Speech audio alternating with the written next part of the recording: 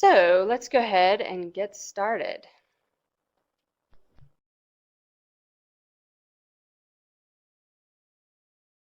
So real quick, what I'm going to be talking about today is the benefits of grazing management, how grass grows, the steps to effective grazing management, how we can estimate carrying capacity or the stocking rate or the amount of animals you can have on your property, monitoring your pasture, and then we'll finish up with some different grazing systems like rotational grazing.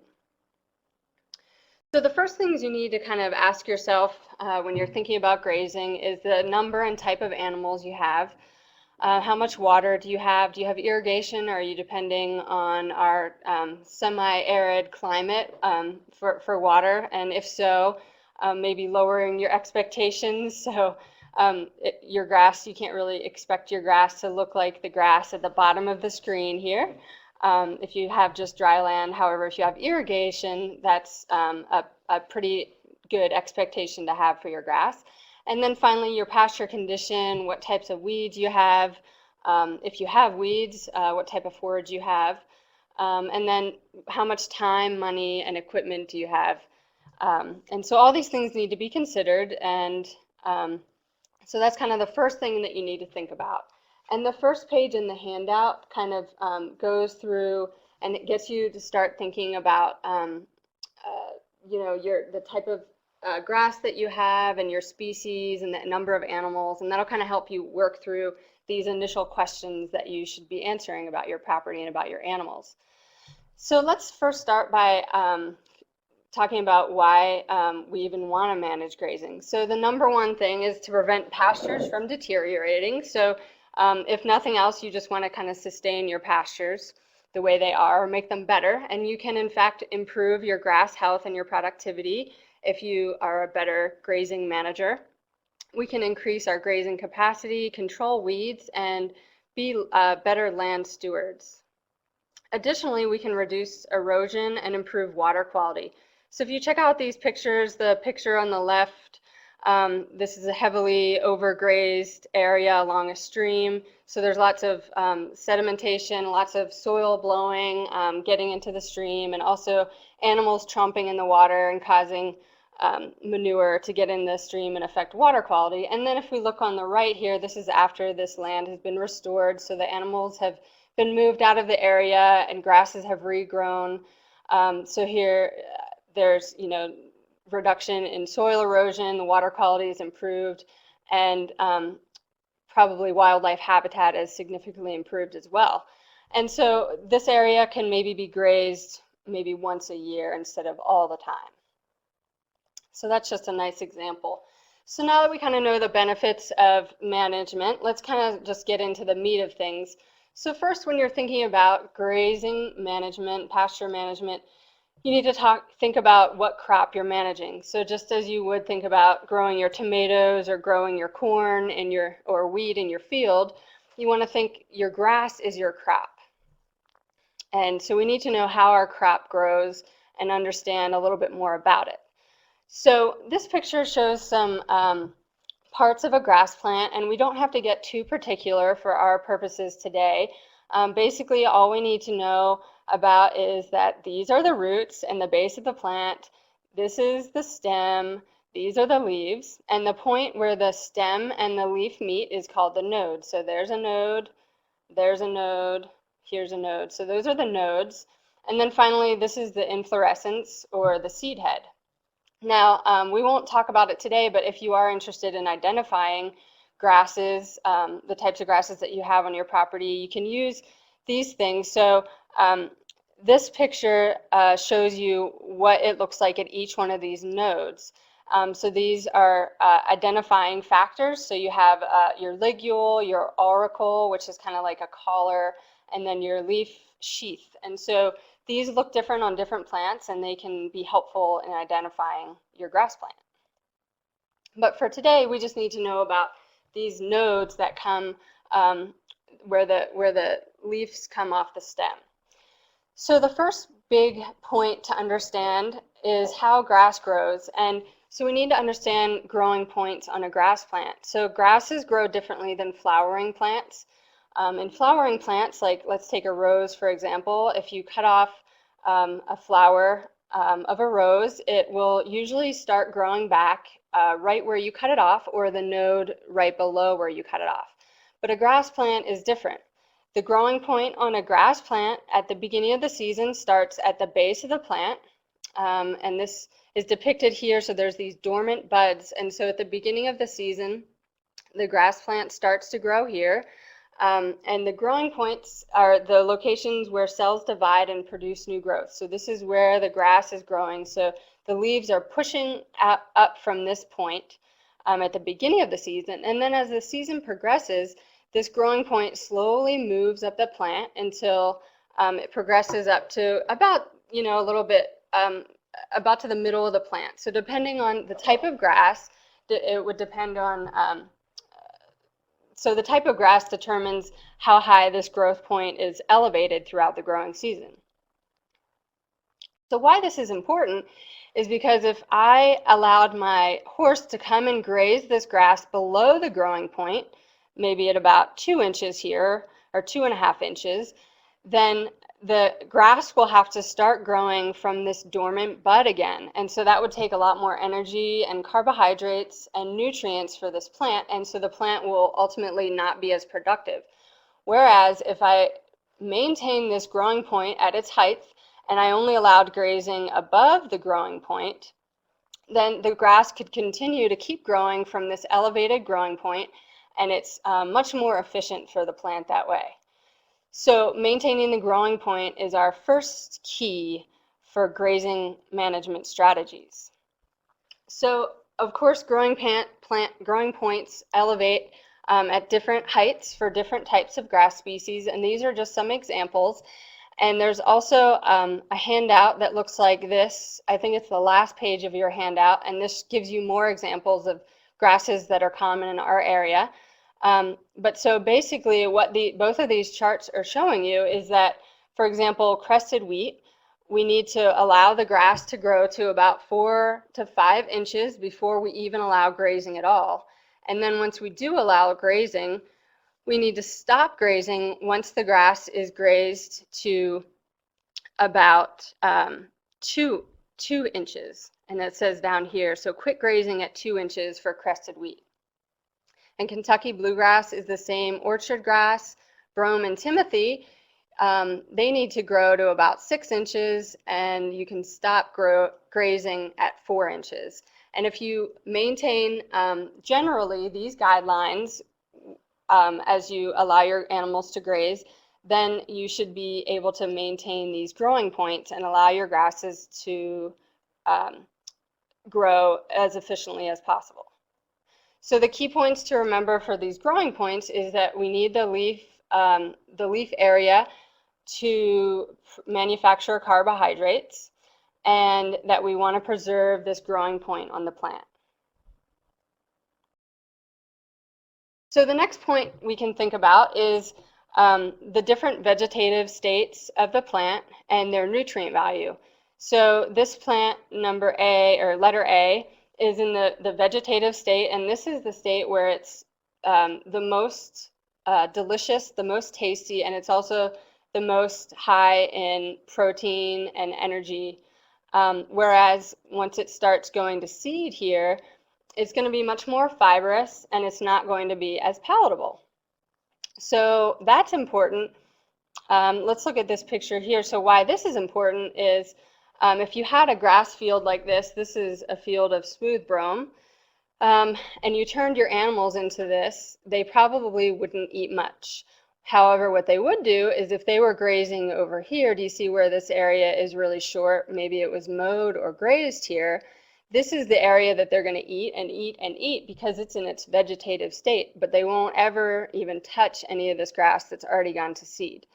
So, so knowing that, in this situation, I would probably mow this grass before I even tried to graze it again.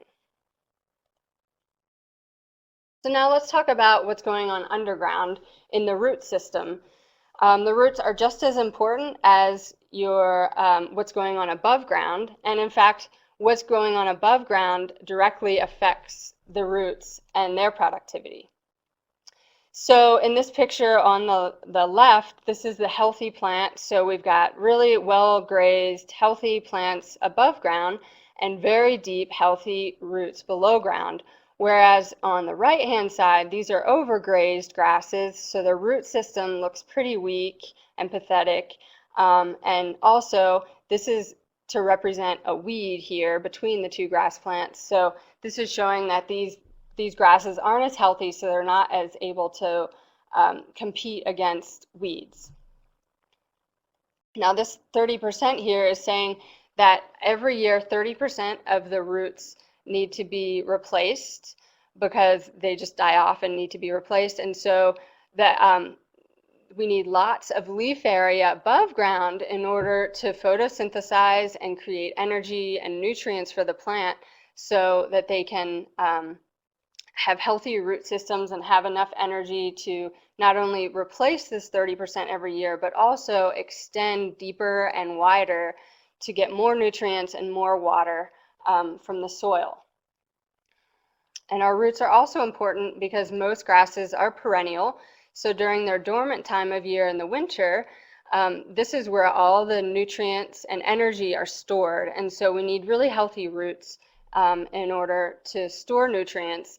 And also in times like this year where we had our drought, if we had really healthy root systems like this figure A, these grasses will do okay in drought. Whereas if we had poor root systems like this in C, I bet these grasses did not do very well this year.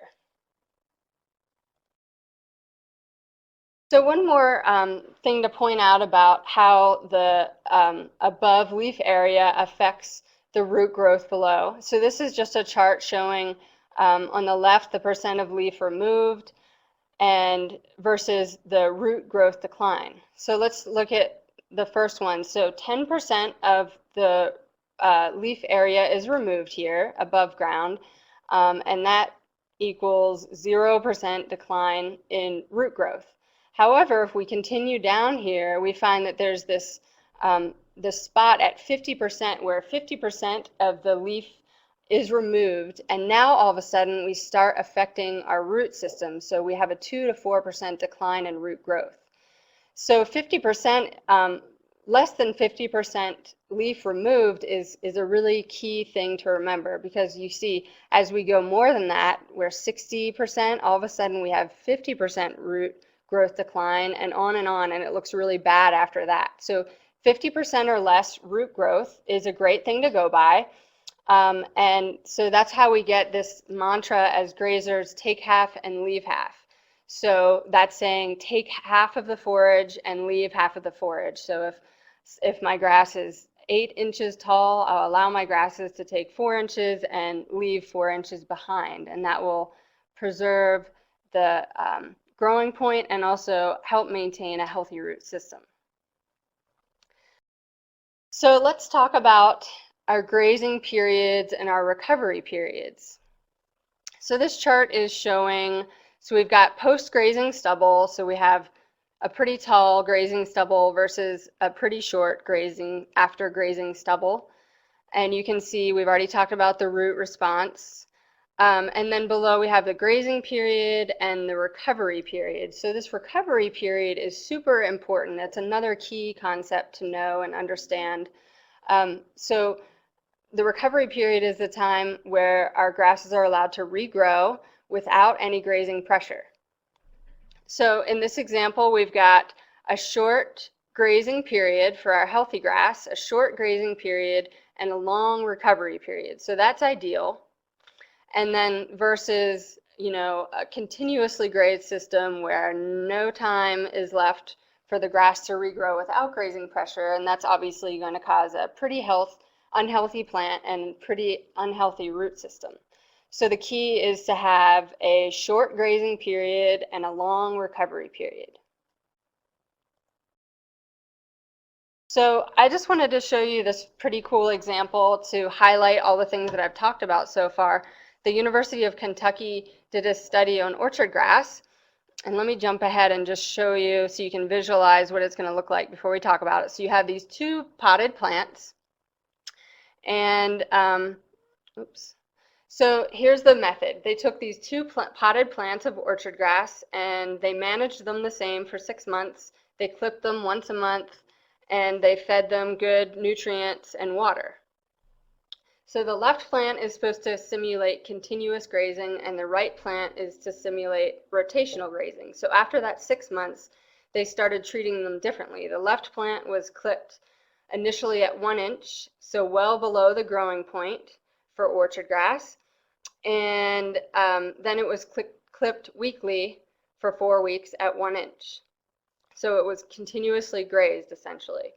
The right plant was initially clipped at 3.5 inches high, so that was maintaining its growing point, and then it was clipped again 4 weeks later. So it was given plenty of time to recover and regrow from its simulated grazing. So let's see what this regrowth looks like. So the one on the left is the continuously grazed, and the one on the right is the rotationally grazed. So there's day 2, and you can see they're starting to grow back. Day 3, day 4, day 5, and finally day 6. And you can see by day 6 which type of grass, or which example would you like to have in your pasture, the right or the left. I would definitely take the one on the right, the rotationally grazed, because it grew back quickly, much quicker than the one on the right. It looks much healthier, it's much fuller, and much more productive. So I just like that example because I think it really just highlights everything that we've talked about so far about kind of maintaining the health of the plant through how you're grazing, or how you're allowing the plant to be grazed. So another key thing to understand about grasses are that there are 2 types of grasses. There's cool season grasses and warm season grasses. So warm season grasses are pictured with the red line, and the blue line is cool season grasses. And this is basically showing its productivity throughout the growing season. So cool season grasses have their peak production here in early to mid-spring, and then once it starts getting warm, they slow down, they go through a semi-dormancy, and then they pick up a little bit before fall. Whereas warm season grasses just have this one peak production time, and it's usually through the very hot and sometimes dry part of the summer, usually dry in our climate. So the key to this is, if you know what type of grasses you have, whether they're cool or warm season grasses, you'll know when you'll get the most production out of your plants, and you'll know how long your recovery period might be, or your time where your grasses are regrowing without any grazing pressure. So I went through that pretty quickly, and if you guys have questions as I talk, you can feel free to use the chat box, and I'll answer your questions at the end of my presentation. So let's move on now. So hopefully you kind of have an idea of how grass grows, and you understand you need to maintain these growing points, and you need this recovery period, or this time for the grass to regrow without any grazing pressure. And the length of the recovery time depends on the type of grass that it is, and the type of and the time of year that it is. And we'll talk a little bit more about recovery period later on. But let's go through some quick calculations. How many animals can you graze on your property? First off, it's not determined by your local zoning. So oftentimes our zoning ordinances tell us that we can have 5 horses per acre.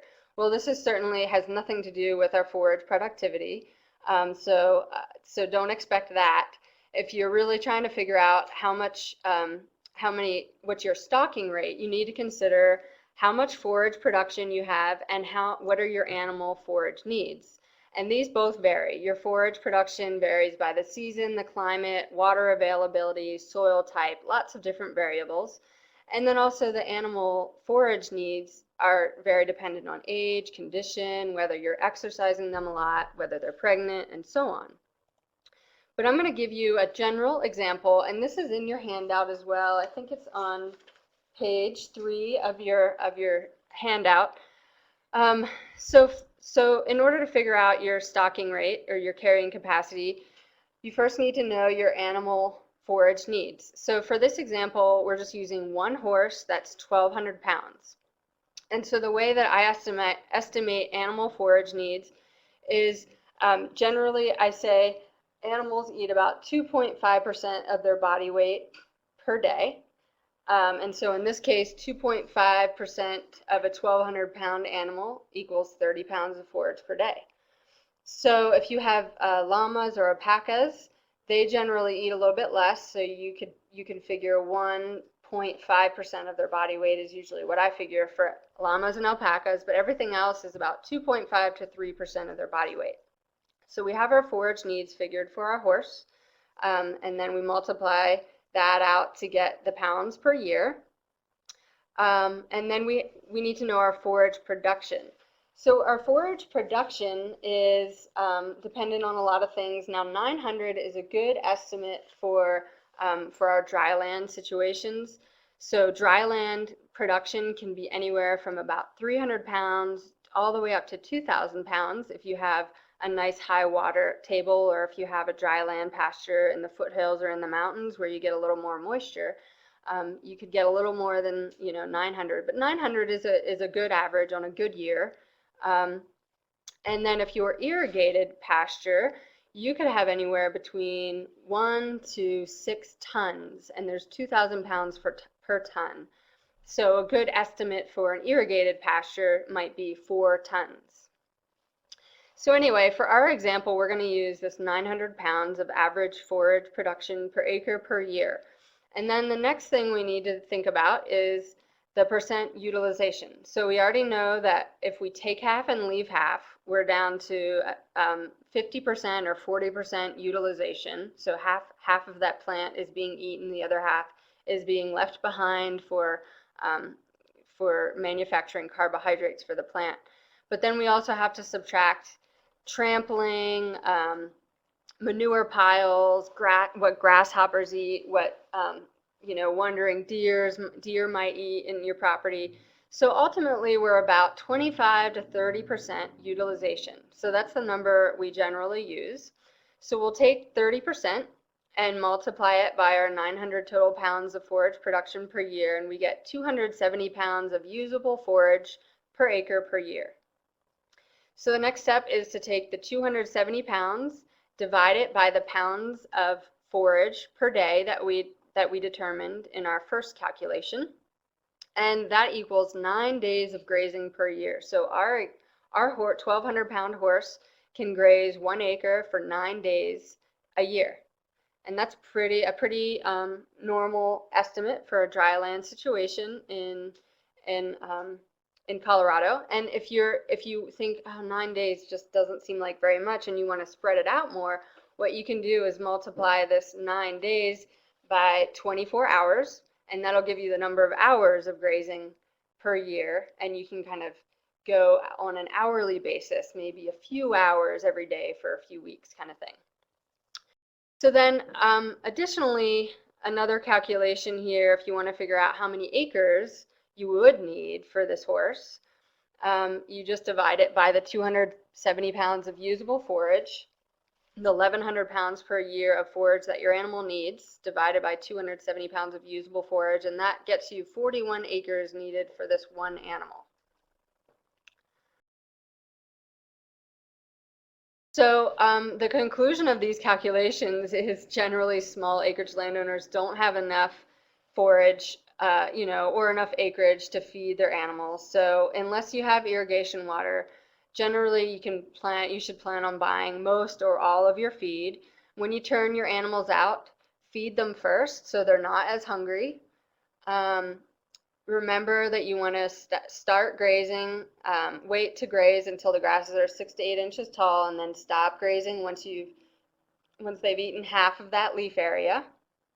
And then finally, if you're in a position where you're looking at reseeding your pasture, you might want to consider using these high traffic, low palatability type of grass species like your intermediate or pubescent wheatgrass, or even crested wheatgrass.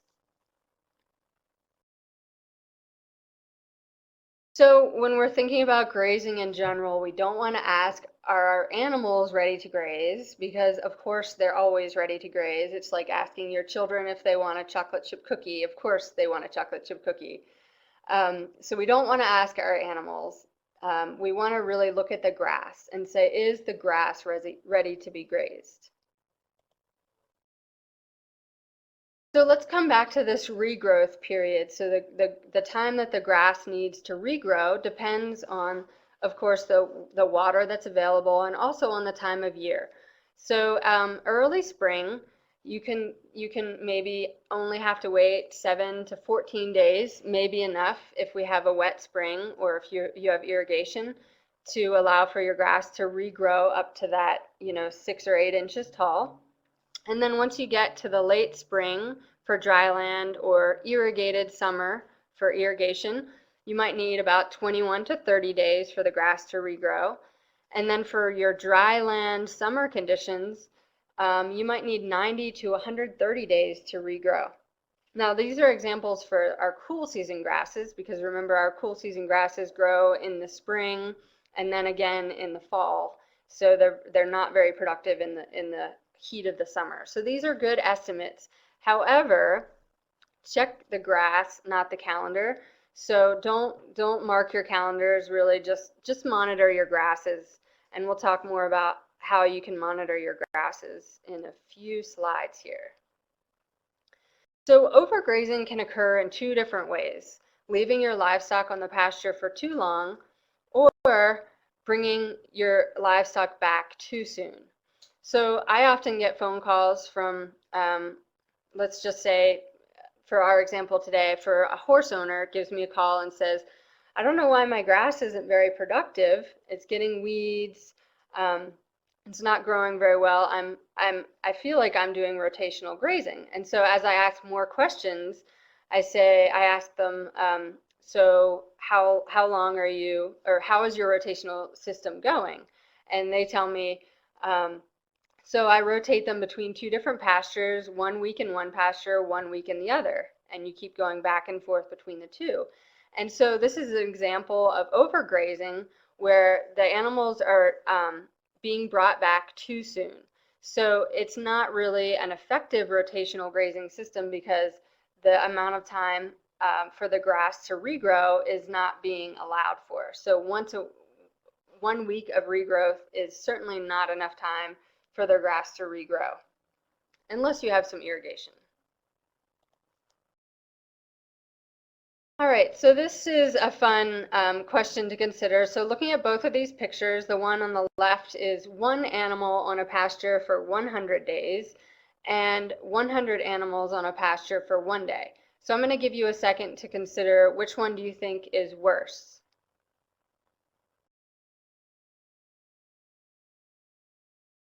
So hopefully you've thought about it and you've determined that the worst situation is actually the 1 animal for 100 days, because that 1 animal is going to graze and regraze the same grasses and never allow the grasses to regrow. Whereas the 100 animals for just 1 day is a much better opportunity for the grass because it's just 100 animals, but it's just all for 1 day, and then they're off and the grass is allowed to regrow. This type of situation, this 100 animals for 1 day, is similar to kind of how our Colorado range was originally, with maybe thousands of buffalo roaming through an area, but they would only stay for a day, and they might not come back for a year or 2 or maybe even 5 years. All right, so now let's talk about monitoring. So we can monitor our grass using some nice tools. So maybe they're a little kind of excessive, or you may think they're a little excessive or a little dorky to be walking around your pasture with a ruler or with some tape on your boots, but it certainly will be an effective way for you to learn about the grass heights. So this grazing stick is a nice thing to use, or a ruler works just the same for you to measure your grasses. And then you can also put some tape on your boots, so as you're walking you have tape at a certain height so you know the height of your grasses. And you can monitor them in that way. So when you're monitoring, you literally are going out in the field like this picture shows, and you're literally looking where your animals have been and you're measuring how quickly that grass is regrowing. You're looking ahead where you want to put your animals next and measuring and considering how tall the grass is so that you can figure when to put your animals into the pasture. And then finally, you're looking where your stock is right now so that you can consider when you need to pull them off. And your grasses obviously are going to be grazed at kind of unevenly and grazed at different heights. So the key is to figure out the key species that your animals like to graze and use those as your indicator species. So in order to find that out, you really have to get out into your pasture, watch your animals grazing, watch what they're eating, what they're not eating, watch what they tend to prefer and what they don't prefer so much. And it might be dependent on the time of year what they prefer and what they don't prefer. And eventually, once you really spend some time out in your pasture, you'll start to figure out some clues and start to be able to manage your pasture better. So let's look at some examples here. What do you think about this pasture? What does it look like to you? So since no one's here to really answer my questions, I'll just answer them, and hopefully you can I'll give you a few seconds to think about them before I answer them. So for this one, it's a little unevenly grazed, it's a little patchy, which is totally normal. All these areas that have taller grasses, that's probably because maybe there's some manure there, and horses or any animals don't really want to eat around their manure. So that's probably what those patches are. And then besides those taller patches, this grass is overgrazed, I would say. I would definitely take this horse off the pasture at this point, and then keep monitoring it with my ruler to wait for the grass to regrow before I put my horse back in. So how about this one? So actually this one I put in kind of as a trick question or just to make a point, and that is you shouldn't be monitoring your pasture from outside the fence or from outside of the pasture. Often we check it out the window on our drive down the driveway on our way to work or our way to the store, but we really need to get inside the pasture and look straight down at the grass to see what's happening, to see how tall it is. And this is also important during the springtime to see when the grasses are starting to grow, because oftentimes grasses are growing. There are these little seedlings coming up, but you don't realize it because you can't really see it among the dead grasses from the previous year. So anyway, get in to your pastures and look down and watch your animals graze and watch your grasses. So how about this one?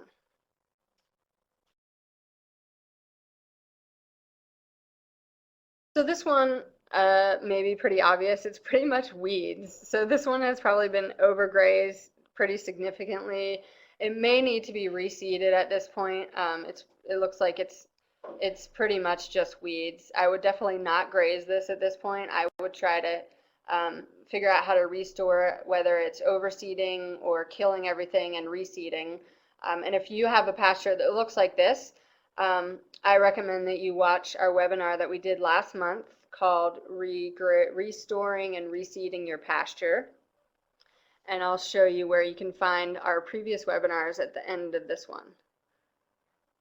And this one's a cool picture. So this is here in Colorado.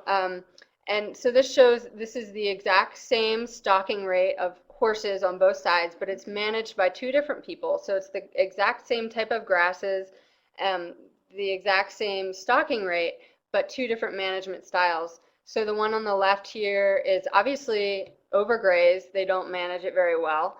But the same grasses on the right side of the fence look great. They look healthy, productive. I would love to have this pasture.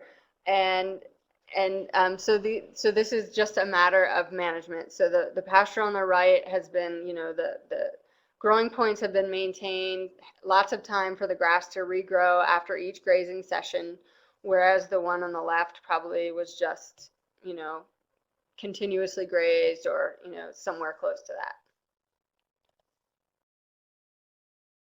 So let's look at some key strategies that you can use in your grazing system to make the most of your pasture. So you know that you have to only graze for a certain amount of time till the grass is grazed to a certain height, and then you have to remove your animals. So what do you do with your animals during that time? And how can you still provide some grazing availability, or kind of make the most of your pastures?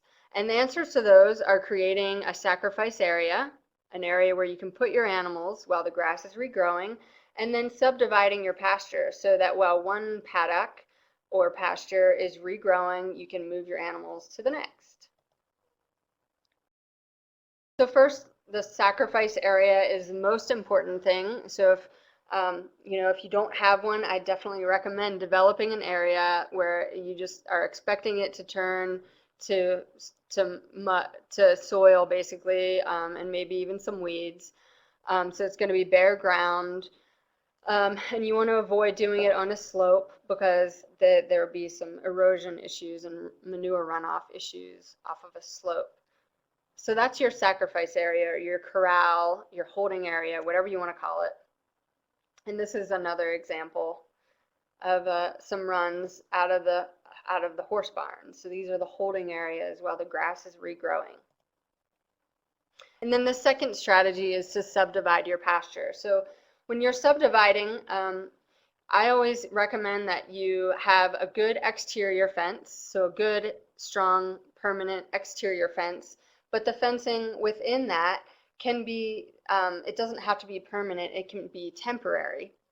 And I like temporary fencing. I'll show you some examples in the next slide, because then you can kind of play around with different layouts and nothing has to be permanent. But when you're considering layout design, you want to think about animal accessibility. So how are you going to move your animals from one paddock or pasture to the next? Are you going to have water available at each paddock? Or if they're only going to be there for a few hours, maybe you don't need water at each paddock. Or you can always have them accessible to a run that goes back to your holding area or your sacrifice area where water is available. So you want to think about the type of fencing, the amount of time and money and existing facilities that you have. So here's just some examples of some more temporary type fencing. So these are posts that you can buy that you just kind of stick into the ground with your foot, and then you attach the whatever type of netting or wire that you get to these areas. And then some other posts that you can use are these T-posts. If you have horses, you like to put some caps on the top so they don't hurt themselves on the top of the posts. And then this is a cool little spring gate system, so you can keep the wire electrified but still get in and out with that plastic. If you're worried about not having electricity in your remote pasture, there's always these solar panels that you can buy, and you can buy them at different voltages depending on what you need. So there's poly tape for horses, this poly wire that you can get, and they come in reels, so you can just kind of wind them up, stick these, they usually are pretty compatible with these posts here, so you stick these posts in the ground and then wind out the tape, and set up your snap, basically like snap the poly tape or poly wire into these, and you've got your fence ready to go. And then they also have this movable net fencing for smaller animals like pigs or chickens or goats and sheep. They're good for. And they kind of come in a big roll too, and you can set your posts and then unwind and just clip them into the post and then set your electricity as needed. And if you're not familiar with these types of fences, you can look online. I think Nevco, I think, is a good place to look. You can also look at your feed stores, Murdoch's, and also even on Craigslist. I know a lot of people that have just, have just gotten to rotational grazing. They just wanted to get some stuff to try, and they just found it on Craigslist. So that's a nice, cheap way to get started with this. So lastly, let's talk about the grazing systems that that you can use. So continuous or season-long grazing is definitely out of the question, as I hope you have learned already through this presentation. The most common option for small acreages is this rotational grazing system. And here's a great picture that just shows here. So here's your holding or your sacrifice area where you have your water available. And then you have these different paddocks with the temporary fencing. And basically all the paddocks can be closed or opened at a gate. And so if I'm grazing my animals in pasture number 1, all the other gates are closed, so they only have access back to this holding area and to the water if they need it. And then I'd close off gate 1 and move them to pasture 2. And in the same situation here, there's a nice little run so that they can always have access back to this holding area.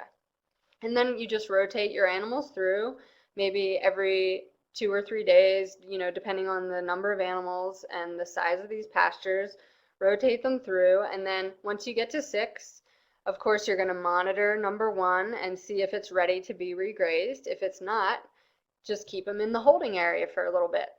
So it's as simple as that. Simple systems. You can make the paddocks smaller or larger depending on your needs. And I guess another point I'd like to make is, so if you are doing this rotational system, so let me just pick up where I left off.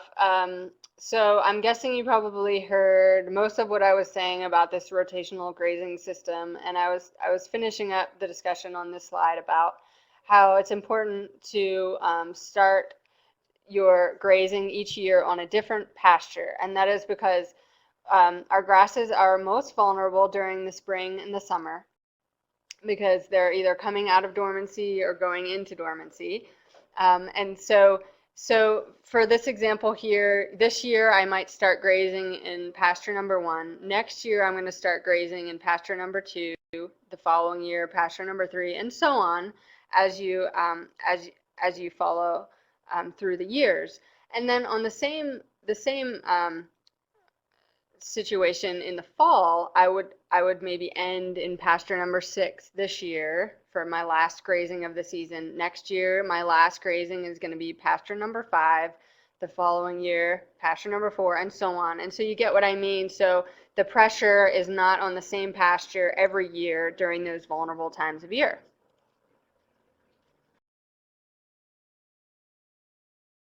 Okay.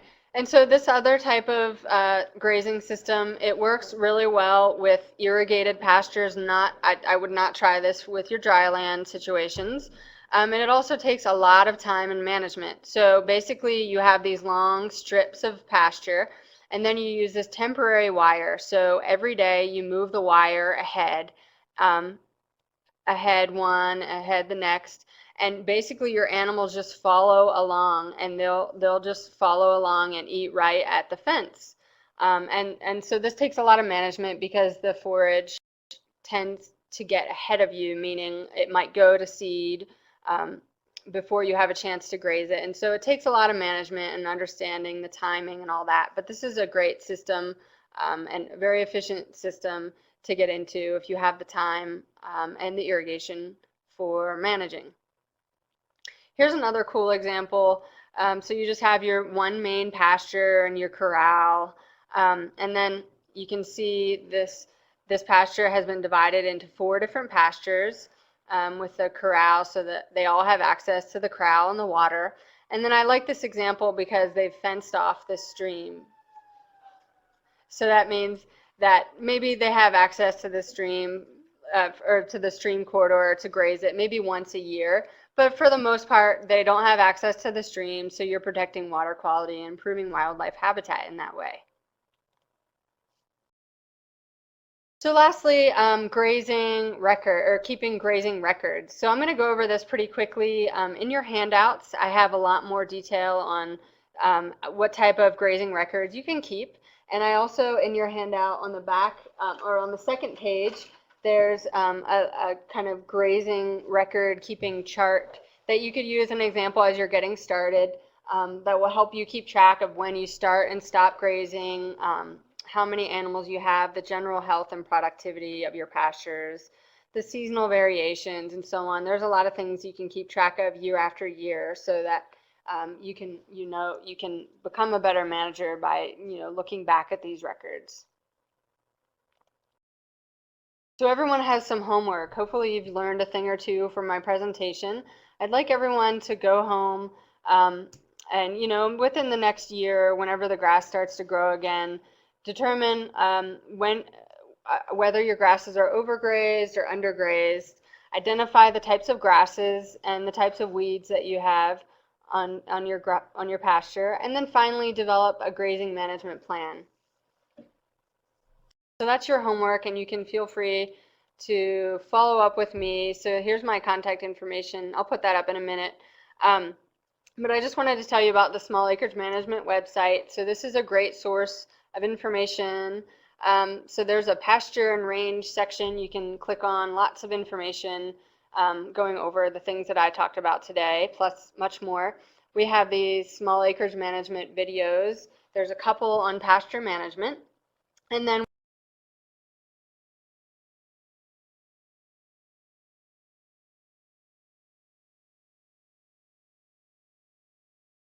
related to pasture management, there's one on restoring and reseeding grasses. There's one on common forage grasses in Colorado.